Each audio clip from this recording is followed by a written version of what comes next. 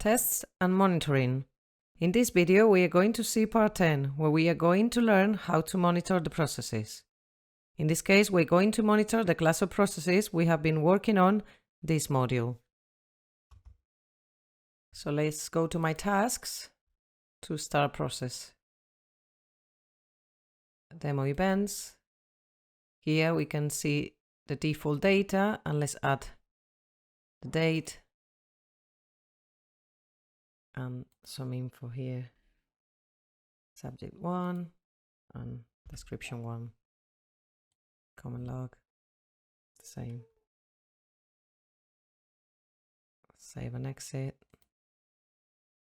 And start process. If I go to reports now, execution, and I find the right class of process,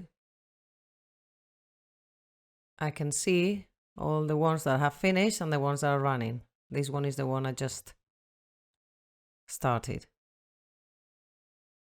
Okay, as we can see, the current flow is here and here. We can see all the different stages the process has gone through already.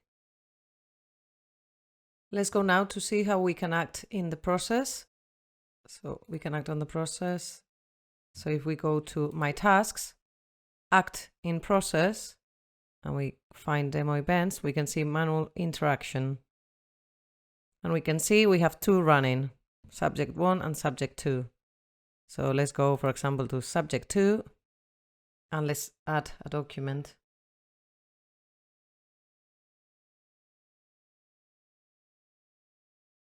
And save and exit. So if we go here, we can see the one we just added and that we have two already here. Okay, so let's save. We can see the documents here, and let's click on finish. Now, as it has automatic reactivation, I will be able to act on it again if I wanted to. Okay, all the documents added to the library field. Okay, and obviously we can access them anytime. As you can see in my task, okay, we have here an alert already. Well, two alerts, one for each process. Okay, so alert threshold has been exceeded in the process. Here as well. And the one we started before has already got an alarm. Now if we go to reports, execution, proceed, we can see we have two running.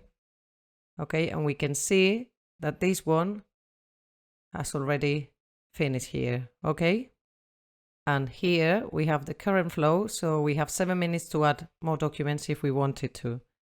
Let's have a look now to Chronometrics, demo events, running, yes. And as you can see, one of them has gone through alert and now is already on alarm, and the second one is on alert.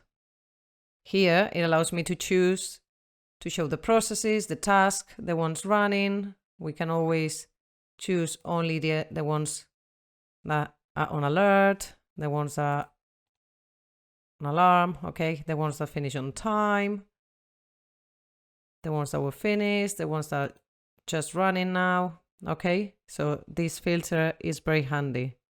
Okay, and here we have the option calculate alarms and alerts. That's what we had before. That's when we can see this. Okay, so these are the two processes that are running. One is already in alarm, the first one. Second, we still only have the alert, but the alarm will be here soon. In here, we can see all that. Okay. And as we said before, in execution, we can see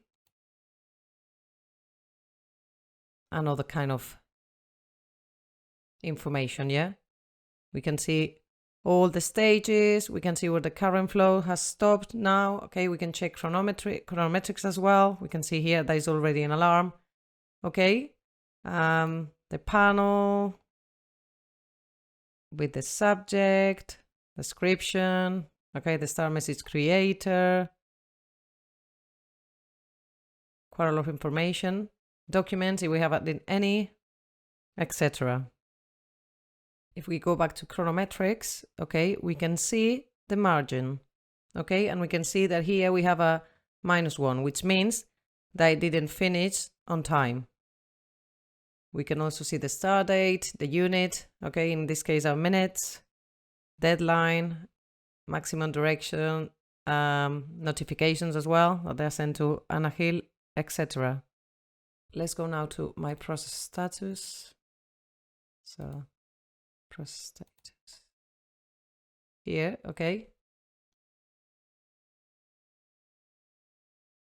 And if we click on here, we can see the different stages it went through, okay? So we have intermediate message, event pending execution, unlocked event, okay? And we have the times that this happened, an explanation. We can add comments here, etc.